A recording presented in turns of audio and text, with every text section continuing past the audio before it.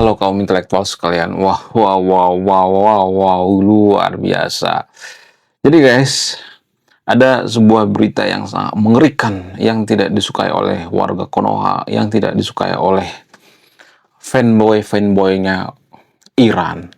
Apa itu beritanya? Ternyata baru-baru ini Donald Trump mengirimkan pasukan elit guys. Bukan pasukan biasa, tapi pasukan elit yang sangat-sangat luar biasa. Pasukan elit apa itu? Pasukan elit Fort Bragg. Ini sangat-sangat luar biasa guys. Pasukan elit yang sangat-sangat disegani di Amerika. Bahkan ketika Pak Prabowo masih komandan Kopassus, masih bergabung dengan satuan Kopassus, Pak Prabowo dulu belajarnya di satuan ini. Ya, dia pernah belajar di California, di Fort Bragg ya. Dan ini kesatuan yang sangat-sangat luar biasa, guys. Ya, satuan jago tempur gitu ya. Dan mereka ini dilatih bertahan dengan suasana yang sangat-sangat ekstrim sekali ya. Kalau di Konoha ini diibaratkan seperti Kopassus lah ya, Fort Bragg ini ya. Bayangkan selevel Kopassus diberangkatkan ke medan perang, itu artinya Amerika itu udah sangat-sangat serius guys. Nah yang jadi pertanyaan, kenapa Donald Trump mengirimkan pasukan khusus ke Timur Tengah? Kenapa? Berapa jumlahnya? Jumlahnya bukan kaleng-kaleng guys, sekitar 4.000 pasukan elit yang dikirimkan ke Timur Tengah guys. Wow, wow, wow, wow, wow. Kalau di Konoha itu selevel dengan Kopassus. Wow. Sepertinya berita ini tidak disukai oleh warga Konoha. Ya, bikin warga Konoha kejang-kejang kelonjotan berjamaah gitu. Bikin warga Konoha kebakaran jenggot. Karena apa? Karena ini tidak disukai oleh warga Konoha. Ini bentuk keseriusan daripada Amerika mau hadapi Iran guys. Wow, luar biasa. Nah yang jadi pertanyaan, kenapa bisa seperti itu? Apakah ini cuma nakut-nakutin tikus gitu? Apakah pasukan elit ini dikirim ke sana untuk nakut-nakutin kucing gitu? Apakah tujuannya itu cuma ngegertak sambalado gitu? Apakah tujuannya itu menakut-nakuti secara psikologis pasukan Iran itu sendiri? Ya, bagaimana fakta yang sebenarnya? Jadi di media sosial ada berita yang beredar di mana pasukan elit itu sebenarnya ya cuman gaya-gayaan aja ke sana gitu ya, nakut-nakutin Iran supaya Iran itu mau berdamai gitu. Jadi ternyata eskalasi damai yang diajukan oleh Donald Trump ada sekitar 13 poin tuh ya yang diajukan terhadap Iran. Iran tidak sepakat guys, tidak setuju. Iran malah ngejek gitu ya. Saya juga nggak habis pikir kenapa sih Iran ini ya nekat banget gitu ya. Modal ini ya, modal nyawa gitu. Kalau saya perhatikan Iran ini modal nyawa gitu, modal mental gitu. Ya, emang cukup modal mental doang? Nggak cukup guys. Zaman sekarang itu perang itu nggak cukup cuman modal kepala gitu ya, atau modal mental, enggak. Kalau zaman dulu mungkin masih bisa ya, abad ke-7, abad ke-8, abad ke-9. Karena modal penang, modal golok bisa menang perang. Kalau zaman sekarang nggak bisa lagi ya. Sekarang itu zamannya AI, satelit, ya, kemudian cyber, ya, mata-mata, ya, dan lain sebagainya. Jadi Iran itu kalau saya perhatikan, ya modalnya cuma nyawa doang gitu ya, modal ngotot doang. Mohon maaf bagi fanboy Iran ya, saya tidak berpihak di video ini ya. Ya kalau benar saya katakan benar, kalau salah salah gitu. Kalau kita berpikir secara logis, ya justru jenderal-jenderal Iran itu sudah banyak meninggal. Bahkan pemimpin spiritual Iran, Ayatollah Khamenei sudah tewas, sudah modiar. Tapi pemimpin daripada Israel baik-baik aja tuh. Donald Trump baik-baik aja, Netanyahu baik-baik aja. Ya kemudian apakah ada jenderal daripada Amerika yang tewas? Nggak ada tuh. Jadi kebanyakan yang tewas itu adalah jenderal daripada Iran. Nah yang jadi pertanyaan, kenapa sih Iran ini nggak nyerah aja gitu kan? Ya, kenapa mereka mengubarkan rakyatnya gitu? Kenapa mereka ngotot gitu? Kemudian, kenapa kesepakatan damai ini gagal gitu ya? Apa yang jadi pemicu utamanya? Kemudian Iran juga memberikan semacam syarat gitu ya terhadap Amerika. Ada sekitar 3-5 syarat tuh ya. Ya. Nah, yang jadi pertanyaan, kok bisa gitu ya? Iran masih sempat-sempatnya memberikan yang namanya syarat damai gitu ya. Ya harusnya menyerah tanpa syarat aja dong ya kan. Daripada nanti masalahnya tambah runyam ya kan. Kalau misalnya mengatakan, oh masih ada tuh perlawanan daripada Israel, ya saya tahu ya bahwa Iran itu masih menyerang Israel. Saya tahu, saya paham itu ya. Apakah serangannya efektif? Nggak terlalu. Ya, akhir-akhir ini eh, Iran menggunakan serangan dengan rudal cluster ya, rudal yang sangat susah dicegah oleh Iron Dome. Tapi apakah itu cukup? Enggak cukup ya. Masih bisa diintercept oleh Israel. Ada yang masuk sebenarnya serangannya, tapi dari 100 rudal yang lolos cuma 1, 2, 3 gitu ya. Jadi 97% atau 98% gagal gitu ya. Sementara bagaimana dengan Amerika? Amerika itu ya 80-70% berhasil gitu. Bahkan presisi sampai 100% ketika Amerika dan Israel menyerang Ayatollah Khamenei, ya menyasar Ayatollah Khamenei, ya presisi banget guys ya, tanpa ada catat sekalipun gitu, tanpa bisa melarikan diri gitu. Nah yang jadi pertanyaan, kok bisa? Apa alasannya? Ya, kenapa perjanjian damai kali ini gagal gitu? Apakah akan gagal terus? Kenapa Iran ngotot gitu ya? Apa alasannya? Bagaimana fakta yang sebenarnya? Jadi di video ini saya akan bongkar ya fakta yang sebenarnya. Mungkin ini bikin warga Konoha akan kejang-kejang, kelonjotan berjamaah. Bikin warga Konoha kebakaran jenggot. Apa itu faktanya? Faktanya adalah, sebelum kita lanjut, jadi guys, kemarin ada yang nanya, lu apa sih kontribusinya bagi negara ini? Lu cuma ngebacot doang, gak ada kontribusi. Nah, kontribusi saya ini guys ya, saya nulis buku. Riset saya ini bertahun-tahun guys, kurang lebih 5 tahun. Jadi biaya yang saya keluarkan untuk riset buku ini puluhan juta. Namun, saya jual buku ini di bawah 100.000. Gambaran daripada buku ini tentang sisi gelap daripada pemuka agama yang ada di Konoha. Bercerita tentang culture, sisi-sisi gelap politisi, ya, dan lain sebagainya. Pada faktanya, tanpa kita sadari, Amerika dan Israel itu tidak pernah meremehkan lawan. Nggak pernah. Bagaimana dengan Iran? Iran itu terlalu meremehkan. Dulu Iran itu didoktrin bahwa pasukan Iran itu lebih kuat daripada Amerika. Bahkan pasukan Iran itu atau pasukan IRGC menantang Amerika gitu ya. Mengutuk Amerika. Dari dulu ya, matilah Amerika. Mengutak terus ya, matilah Israel. Itu semboyan daripada Iran. Jadi ini semacam kebencian tanpa kita sadari. Ya kan? Ya, pasukan Israel apakah punya semboyan seperti itu? Matilah Iran. Apakah punya semboyan seperti itu? Nggak ada. Bagaimana dengan pasukan Amerika? Apakah ada semboyan seperti itu? Nggak ada. Nggak ada guys. Ya, nggak ada pasukan Amerika yang mengatakan matilah Iran. Nggak ada. Nggak ada seperti itu. Jadi yang membenci sebenarnya itu ya Iran. Tanpa kita sadari ya.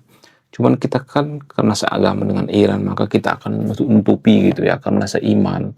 Kita nutupi gitu ya kan.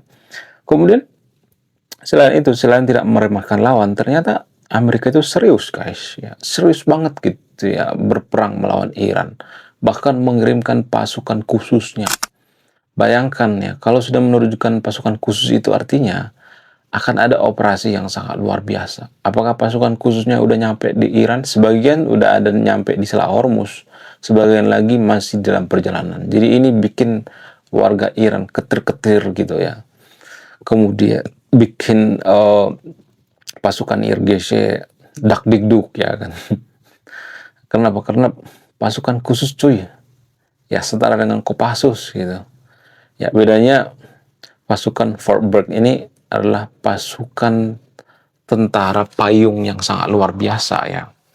Cuman ada kelemahan daripada pasukan ini. Saya tidak terlalu melebih-lebihkan gitu ya. Saya tidak mengglorifikasi. Ada kelemahannya juga. Apa itu kelemahannya? Kelemahan daripada pasukan Fort Bragg ini adalah ternyata pasukan ini biasanya dibantu dengan seperti tank misalnya, atau seperti kapal induk misalnya. Jadi kalau nggak ada kapal induk, nggak ada tank, akan sedikit berkurang ya kekuatannya. Tapi tetap kuat juga gitu ya. Kenapa? Karena fisik mereka itu dilatih ya, benar-benar dilatih gitu ya. Bayangkan latihan daripada Fort Bragg ini ya. Mereka menanjak sekitar 8 km ya, melakukan pendakian 8 km, bayangkan ya. Ya, dengan kontur tanah yang sangat-sangat terjal, lalu mereka bawa rangsel gitu, dilatih guys, 8 kilometer, bayangkan.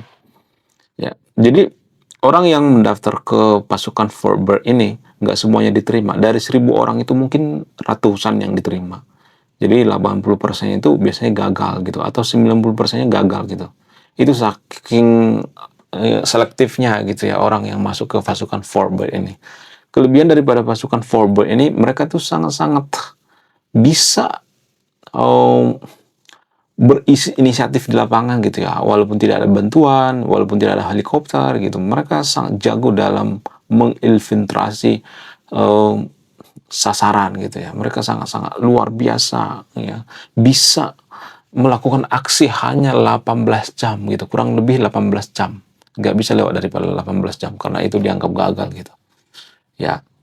Jadi yang jadi pertanyaan, kenapa Donald Trump mengirimkan pasukan Fort Bragg ke Timur Tengah ini? Apa alasannya? Apakah menakut-nakuti? Ya, ada unsur menakut-nakuti. Psikologi ya, secara psikologi itu berpengaruh guys. Ya, jadi secara tidak langsung Iran memperhitungkan gitu, ada pasukan khusus di Timur Tengah, itu kan sangat berbahaya. Ya, bagaimana dengan pasukan khusus Iran? Apakah bekerja atau tidak? Enggak, kalau saya perhatikan. Tumpul ya, kalau saya perhatikan. Jadi tanpa kita sadari ya, tentara IRGC atau pasukan Iran itu hanya berani sama rakyatnya sendiri. Mereka hanya berani sama masyarakatnya sendiri. Ya, mereka keras hanya sama rakyatnya sendiri ya. Jadi kalau rakyatnya itu misalnya nih demo, langsung turun tuh IRGC. Ya, kenapa bisa seperti itu? Apa alasannya? Ya karena kalau untuk berhadapan dengan pasukan elit Amerika, mereka nggak kuat. Satu lawan satu nggak kuat. Kalau disuruh duel nggak kuat, guys. Kenapa? Karena perekrutan daripada IRGC itu ya karena kesalehan gitu ya. Bukan karena kemampuan, bukan karena prestasi, bukan karena kecakapan, enggak. Tapi karena kesalehan. Tapi kalau saya ngomong seperti ini nanti pasti banyak warga kono yang kejang-kejang, kelonjotan berjemaah. Ya, karena mereka sangat mengidolakan IRGC. Kekuatan IRGC itu hanya halusinasi, guys. Itu terlalu digembur-gemborkan gitu ya, terlalu dipropagandakan. Kita melihat fakta di lapangan. Walaupun warga Konoha banyak mengatakan, Iran itu enggak, ini kok nggak kalah kok. Ya saya nggak tahu nggak kalah. Ibarat orang main sepak bola, skornya udah kebobolan gitu, 10-0 gitu. Ya, jadi cuman malu-maluin aja sebenarnya. Bertahan tapi malu-maluin gitu. Ya. Dan Iran itu mengandalkan apa? Mengandalkan ketiak masyarakatnya. Ya, kalau misalnya Amerika melakukan serangan darat, paling ya pasukan Iran itu ngumpet di ketiak masyarakatnya supaya tidak diserang gitu. Itu trik kotor guys, tanpa kita sadari.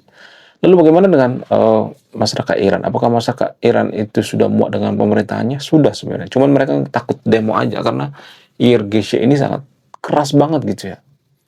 Ya sangat keras gitu ya, mau mukul masyarakatnya gitu. Ya, pada beberapa bulan yang lalu, ketika masyarakat Iran demonstrasi, maka yang meninggal berapa? Puluhan ribu orang, guys. Bayangkan ya, hanya demo gitu. Yang meninggal puluhan ribu orang. Betapa jahatnya rejim Ayatollah Khamenei. Tapi kita tidak menyadari itu kan. Kita membela gitu. Karena kita dibodoh-bodohi oleh Iran itu sendiri. Kenapa kita membela Iran? Apa alasannya? Ya, karena mereka sering bawa-bawa kitab suci gitu ya. Mereka mau memamerkan lagi sholat, ya, memamerkan mereka lagi lakukan ibadah. Tujuan apa? Tujuannya itu semacam propaganda. Supaya apa? Supaya kita mendukung Iran gitu. Mereka itu nyari dukungan gitu ya, menggunakan agama. Sebenarnya tujuan mereka itu menguasai dunia gitu ya, melalui khilafah gitu ya. Iran itu kan khilafah. Jadi Iran itu melebarkan sayap sampai ke Hizbullah, Lebanon, dan lain sebagainya. Tujuannya apa? Tujuannya menguasai Timur Tengah. Ya, jadi yang bertarung di Timur Tengah itu sebenarnya ya Israel dan Persia. Bani Israel dan Bani Persia sebenarnya yang berantem, yang duel. Ya, tanpa kita sadari. Bagaimana dengan Arab? Arab itu main cantik. Mereka lebih dekat dengan penguasa dunia, yaitu Amerika. Itu baru cerdas namanya, baru pintar namanya. ya tidak ini ya, kalau saya perhatikan ya, tidak melakukan kebodohan gitu. Orang Arab itu lumayan cerdas guys kalau seperti kan. Ya kalau boleh jujur lebih cerdas orang Arab daripada orang Iran ya. Walaupun orang Iran katanya IQ-nya tinggi, tapi kalau saya perhatikan di lapangan lebih cerdas orang Arab gitu. Buktinya mereka oh aman-aman aja tuh ya, masyarakatnya aman ya, kemudian penghasilannya aman, gaji di sana tuh gila-gilaan gitu ya, lebih gede daripada Konoha. Ya, itu artinya ya negara mereka makmur gitu ya. Tidak seperti Iran. Iran itu kan nggak tahu kemana ya. Penghasilan daripada minyak. Kayaknya dibeliin senjata kali ya untuk menyerang Israel. Kan kalau kita perhatikan itu jahat itu namanya. Iya nggak sih? Jahat kalau kita membenci negara itu jahat banget itu namanya tanpa kita sadari. Menurut kalian gimana? Coba tulis kolom komentar ya. Oke guys, sekian video ini. Terima kasih sudah menyimak memahami. Saya kaum intelektual. Salam rasional.